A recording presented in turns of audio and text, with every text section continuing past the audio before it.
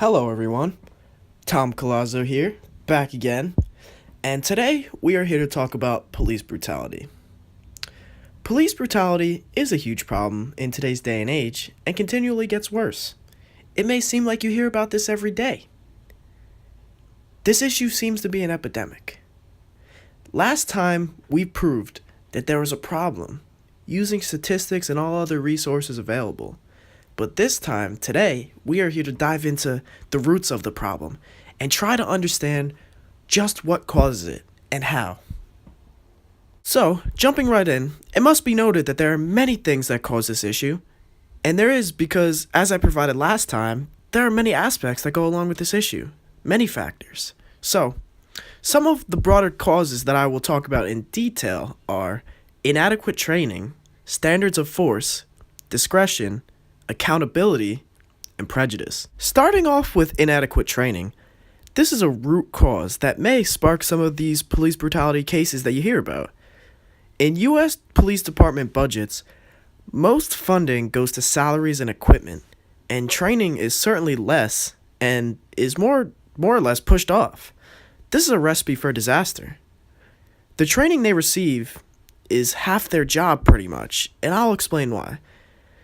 The training officers receive is basically the technical parts of using force and how to protect yourself. What most training misses out on is the emotional, psychological, and physiological aspects.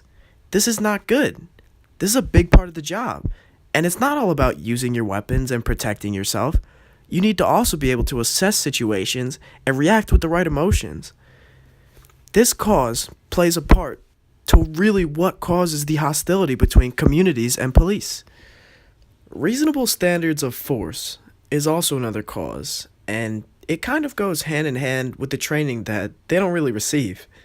Standards of force are what the police use in situations to determine, when it's necessary to use it. The problem with this is that there is no real written laws that say when you should or shouldn't use force, and there is no real definition of the standards of force. This pretty much leads to it being all up to the officer's discretion.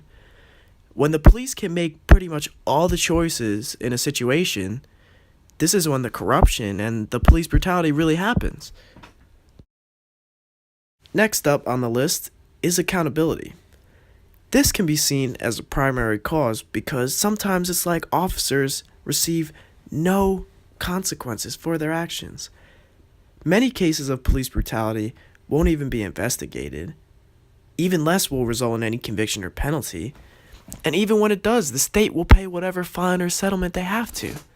When cases aren't investigated and are constantly covered up, it's hard to really tackle the issue because it happens continually, but no one will talk about it, so there is no real accountability.